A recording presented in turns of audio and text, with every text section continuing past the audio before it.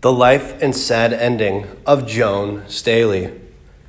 Joan Staley, born Joan Lynette McConkey, was born on May 20th, 1940 in Minneapolis, Minnesota, and started taking violin lessons by the time she was 3 years old.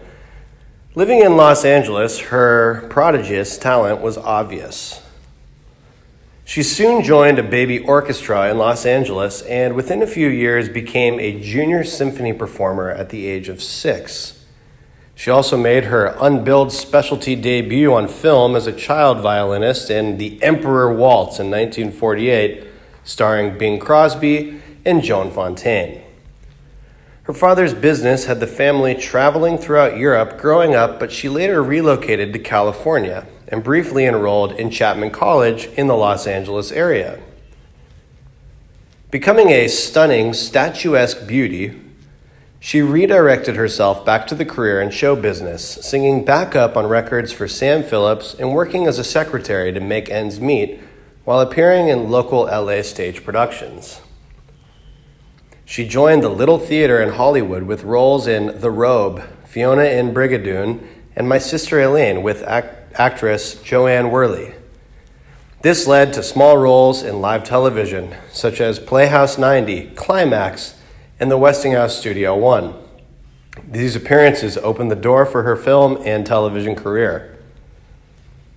Staley's first role in television was in 1958 Perry Mason episode of The Case of Corresponding Corpses. In early 1958, Lawrence Schiller, a life photographer, approached her and asked her to pose for Playboy. They did a photo shoot together, which resulted in an actual spread used by the magazine. Publisher Hugh Hefner selected her to be Playboy's Miss November in 1958. Her marriage was to the television director Chuck Staley from 1956 to 1960. They had a daughter, Cherie D. Staley, born in 1959.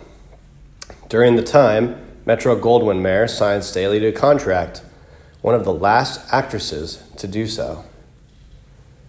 Her working experience and opening credits with director Vincent Milleni are Bells Are Ringing, starring Judy Holliday, was, for her, a memorable start to a film career. She enjoyed a film and television career that lasted through the 1960s and into the early 70s. Her first guest starring role was on The Untouchables. For her first ongoing series role, she was featured in multiple appearances on popular sitcom The Tab Hunters Show, where she was widely recognized for her comedic abilities. In 1961, she appeared in several roles for The Lawless Years, and in 1920s, crime drama starring James Gregory. After The Lawless Years, she enjoyed a recurring role in David Nelson's secretary in The Adventures of Ozzie and Harriet. She went on to guest star on Film Silver's sitcom The New Film Silver Show. A year later, she co-starred with singer Vic Damone in The Lively Ones for NBC, the summer replacement series for the Tennessee Ernie Ford Show.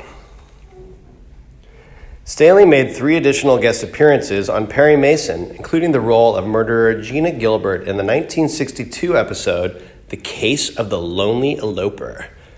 She was also featured on episodes of Stony Burke, Wagon Train, McHale's Navy, The Virginian, The Dick Van Dyke Show, The Munsters, Batman, Surfside 6, among others.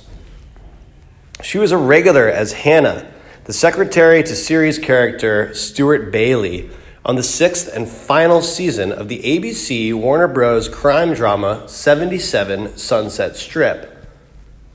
One of her favorite roles was a small part at A New Kind of Love in 1963, starring Paul Newman and Joanne Woodward, in which Staley would sequence with Newman.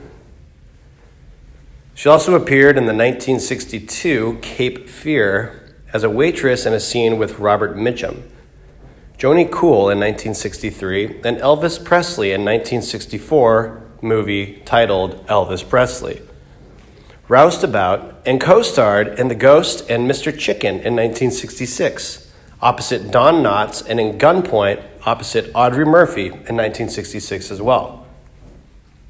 In 1964, she appeared on McHale's Navy and was signed off to Universal Studios' contract for the McHale Navy spin-off Broadside, where she co-starred with Kathleen Nolan, Sheila James, and Dick Sargent. Her character was Roberta Honey Hips Love, a former stripper who had joined the Navy. In 1966, she suffered a serious back injury as a result of a horseback riding accident. She stopped working in films after that and concentrated on television. In personal life, she married Charles Staley in 1956, whom she had met in France. They moved to Memphis, Tennessee, where he was working as a television director. She married again in 1967 to Dale Sheets, an executive with MCA. In 1969, she and her husband founded International Ventures Incorporated and continued to manage talent. They had 3 children.